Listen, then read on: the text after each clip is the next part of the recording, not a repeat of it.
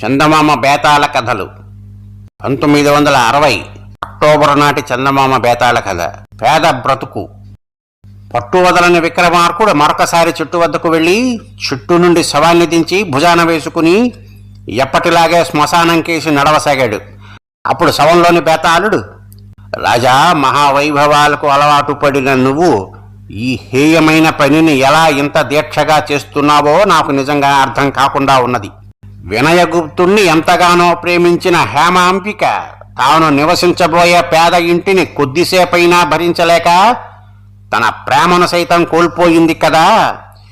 నీకు శ్రమ తెలియకుండా ఉండగలందులకు వాళ్ళిద్దరి కథ చెబుతాను విను అంటూ ఈ విధంగా చెప్పసాగాడు. వర్తకానికి ప్రసిద్ధిగాంచిన వలభీమ నగరంలో ధనగుప్తుడు అనే వైశ్యుడు ఉండేవాడు. ఆయన కావటానికి సంపన్నుడే అయినా కలిమికి మించిన వైభవంతో జీవించి తన ఆస్తి కొంచెం కొంచెంగా పోగొట్టుకోసాగాడు. భవిష్యత్తు మాట ఎలా ఉన్నా ఆయన భార్యా పిల్లలు చీనాంబరాలు ధరించారు, మేనాలలో ఎక్కి తిరిగారు, అని భోగాలు అనుభవించారు. ధనగుప్తుడి కుమార్తె హేమాంబికకు యుక్త వయసు వచ్చేసరికి వారి సంపద చాలా భాగం తరిగిపోయింది. అందుచేత ఆమెను పెళ్లాడటానికి గొప్ప ఇంటి వాళ్ళు ఎవరూ ముందుకు రాలేదు. అయితే కొన్నాళ్లకు అదృష్టవశాత్తు హేమాంబికకు ప్రేమపాత్రుడైన వినయగుప్తుడు అనే వలభీనగర యువకుడు ఒకడు వరుడుగా లభించాడు. ఈ వినయగుప్తుడు ఎంతో అందగాడు మాత్రమే కాక మానమర్యాదలు తెలిసినవాడు. సంస్కారము చదువు ఉండి ఎవరితో ఎలా మసలుకోవాలో చక్కగా తెలిసినవాడు. అటువంటి వాడు ఏ రాజసభకైనా అలంకారంగా ఉండగలడు. అయితే వినయగుప్తుడు గొప్ప వంశంలో పుట్టినవాడు కాడు, పేద కుటుంబంలో పుట్టినవాడు. పేదరికం అనుభవిస్తూనే స్వశక్తి చేత కృషి చేసి పైకి వచ్చి వలభీనగరంలోని వర్తకుల వద్ద కొలువు సంపాదించుకుని హాయిగా జీవయాత్ర గడుపుకుంటున్నవాడు. హేమ వినయుణ్ణి పెళ్లాడటానికి సిద్ధపడింది, కానీ ఆ పెళ్లి ఆమె తల్లిదండ్రులకు అంతగా ఇష్టం లేదు. వినయుడు అందగాడు, బుద్ధిమంతుడు, పైకి రాదగినవాడు అని వాళ్ళు ఒప్పుకున్నారు. కానీ హేమ గొప్ప ఇంటివాడిని ఎవరినైనా పెళ్లాడితే బాగుంటుందని వాళ్ళ ఉద్దేశం. ధనగుప్తుడు తన కుమార్తెకు కొన్ని గొప్ప సంబంధాలు చూశాడు, కానీ వాటిలో ఒక్కటి హేమకు నచ్చలేదు. వినయుడిలో ఉండే ఆకర్షణలో 100వ వంతు కూడా వాళ్లలో ఆమెకు కనబడలేదు. వినయుడికి గల మంచి లక్షణాలన్నీ గల యువకుణ్ణి గొప్ప వంశం నుండి తీసుకువచ్చే శక్తి ధనగుప్తుడికి లేదు. అందుచేతను వినయుడంటే హేమకు ఎంతో ఇష్టంగా ఉన్నది గనకను ఆమె తల్లిదండ్రులు ఈ పెళ్లికి సమ్మతించారు. హేమ వినయుల పెళ్లికి నిశ్చితార్థం జరిగింది. ముహూర్తం కూడా ఏర్పాటు చేశారు. వినయుడు హేమతో, మన పెళ్లికి మీ వాళ్ళు ఒప్పుకోవటం నాకు ఎంతో గొప్ప అదృష్టం. నీ వెంట నాకు ఇంకా మంచి రోజులు వస్తాయనుకుంటున్నాను. మనం కాపురం చేయబోయే ఇంటిని నీవు ఇంతదాకా చూడనే లేదు. ముందే వచ్చి చూసుకున్నావంటే పెళ్లి అయి గృహప్రవేశం చేసే లోపుగా నువ్వు కోరే మార్పులు ఏమైనా ఉంటే చేయించగలను అన్నాడు. మరునాడే హేమ మేనా సిద్ధం చేయించి తనకు గల మంచి జరీపట్టు చీరలలోకెల్లా మంచిదిగా చూసి ధరించి వినయుడు చెప్పిన గుర్తుల బోయేలకు చెప్పి మేనాలో బయలుదేరి తాను అడుగు పెట్టబోయే ఇంటికి బయలుదేరింది. మేనా రాజవీధులు, మామూలు వీధులు దాటి సందుగొందుల వెంట ముందుకు పోసాగింది. మిద్దెలు మేడలు పోయి పూరిపాకలు, పశువుల శాలలు, ఇళ్ల పక్కన పెంటపోగులు కంటపడసాగాయి.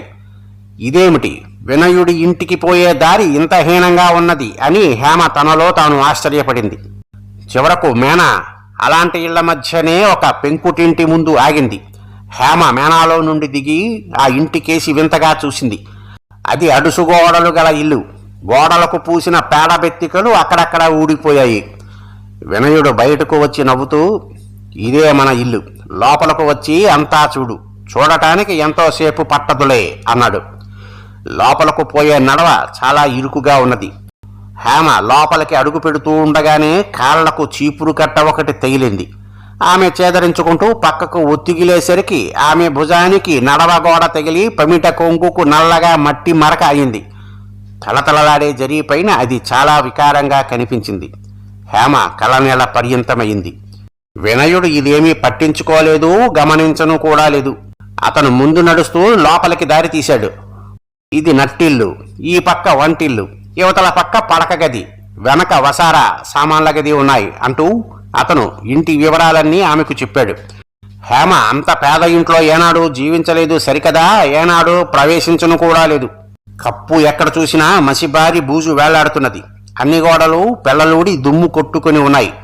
పడక గది అన్నది కూడా తత్తిమ్మా వాటికన్నా ఏమీ శుభ్రంగా లేదు. ఇల్లు బాగు చేసేవాళ్లు ఇప్పుడే వచ్చారు. వాళ్లతో మాట్లాడి ఇప్పుడే వస్తాను.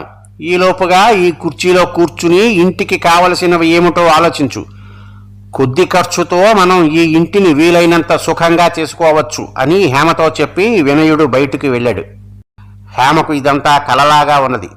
ఆమె కుర్చీలో కూర్చుని దానిపై చెయ్యి ఆనించేసరికి చేతికి దుమ్ము తగిలింది. ఆమె చివాలున లేచి మెడ వెనక్కు తిప్పి తన చీర అంతా దుమ్ము అయినట్లు తెలుసుకున్నది. ఆమెకు ఇక దుఃఖం ఆగలేదు. చీచీ వెధవ కొంపాయ్, ఎక్కడ చూసినా మసి దుమ్ము బూజును అని తిట్టుకుని ఏడుస్తూ పమిట కొంకుతో కళ్ళు తుడుచుకున్నది. ఆమె కళ్ళు చెంపలు మట్టితో నల్లగా అయిపోయాయి. ఆమె దుఃఖం మరింత అయ్యింది. చీర కొంగుతో ముఖం కప్పుకున్నది. ఆమె ఈ దుఃఖంలో మునిగి ఉండగా వినయుడు తిరిగి వచ్చాడు. ఏమిటి, ఏమయ్యింది, ఎందుకు ఏడుస్తున్నావు అని అతను హేమను ఎంతో ప్రేమగా అడిగాడు. ఛీ, నా ఒళ్ళంతా మసి, చేతులంతా మసి, ముఖమంతా మసి, బంగారం అంటే పట్టు చీర అంతా మసి కొట్టుకుపోయింది. నేను ఇక్కడ ఒక్క క్షణం ఉండలేను, వెళ్ళిపోతాను అన్నది హేమ ఏడుస్తూనే. చీర మట్టి అయిందనా ఏడుస్తున్నావు? ఇది రాజభవనం అనుకున్నావా? మన పెళ్లి అయ్యాక ఈ ఇంటికి మట్టి దులపటం బూజు దులపటం లాంటి పనులు నువ్వే కదా చూడాలి. మట్టి చూసి భయపడితే ఎలాగా అన్నాడు వినయుడు. నా బంగారం అంటే చీర మట్టి, నా ఒళ్ళంతా మట్టి, ఇంటికి పోయి తలంటు స్నానం చేస్తే కానీ ఈ దిక్కుమాలిన మట్టి వదలదు అన్నది హేమ వినయుడన్న మాట వినిపించుకోకుండా. వినయుడిలో పెద్ద మార్పు వచ్చింది. అతను గంభీరంగా, క్షమించు హేమ, నిన్ను ఇక్కడకు రమ్మనటం చాలా పొరపాటైంది. ఇటువంటి చోట నువ్వు ఒక్క క్షణం కూడా ఉండలేవు. కాపురం ఎలా చెయ్యగలవు అన్నాడు. హేమ మేనా ఎక్కి తన ఇంటికి వెళ్ళిపోయింది. ఆమెను చూడటానికి వినయుడు మరి వెళ్ళలేదు. అతను ధనగుప్తుడి వద్దకు మనిషిని పంపి తాను హేమాంబికను పెళ్లాడటానికి అర్హుడు కాడని, అందుచేత పెళ్లి ప్రయత్నాలనే విరమించవలసిందని చెప్పించాడు. హేమకు ఈ సంబంధం తప్పిపోయినందుకు తల్లిదండ్రులు కొంచెం కూడా దిగులు పడలేదు. తమ పిల్ల అదృష్టం బాగుండటం వల్లనే ఇలా జరిగిందనుకున్నారు. వినయుడు తనను నిజంగా ప్రేమించలేదని, అందుకే అకారణంగా తనపై అలిగి వెళ్లి మానుకున్నాడని అనుకున్నది హేమ. బేతాళుడు ఈ కథ చెప్పి, రాజా, వినయుడు హేమను ప్రేమించకపోవటానికి కారణమేమిటి? కనీసం ఆమె పైన ప్రేమ ఉన్నట్లు నటించక దుఃఖిస్తున్న దాన్ని ఓదార్చనైనా ఓదార్చకుండా ఆమెను అలాగే పంపేశాడు కదా. అటువంటి వాడు ఆమెను మొదట పెళ్లాడటానికి ఎందుకు సిద్ధపడ్డాడు? ఈ ప్రశ్నలకు సమాధానం తెలిసి కూడా చెప్పలేకపోయావో నీ తల పగిలిపోతుంది అన్నాడు.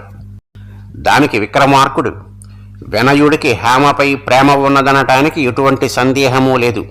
హేమ కూడా వినయుణ్ణి ప్రేమించింది, కానీ అతని దారిద్ర్యాన్ని స్వయంగా చూడకుండానే ఆమోదించింది. ఆమె అతని ఇంటికి వెళ్లటం ఆమె ప్రేమకు పరీక్ష అయ్యింది, కానీ వినయుడి ప్రేమకు పరీక్ష కాలేదు. అతని దారిద్ర్యాన్ని కొద్దిసేపు భరించలేని మనిషి ఆ దారిద్ర్యంతో కలకాలం కాపురం చెయ్యగలదా? ఒకవేళ పంతానికి ఆ దారిద్ర్యాన్ని ఆమె ఆమోదించినప్పటికీ అది ఆమెకు ఎంతో త్యాగమవుతుంది.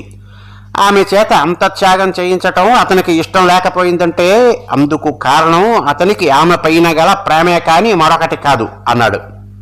రాజుకు ఈ విధంగా మౌనభంగం కలగగానే బేతాళుడు శవంతో సహా మాయమై మళ్లీ చిట్టెక్కాడు. కల్పితం. స్వస్తి.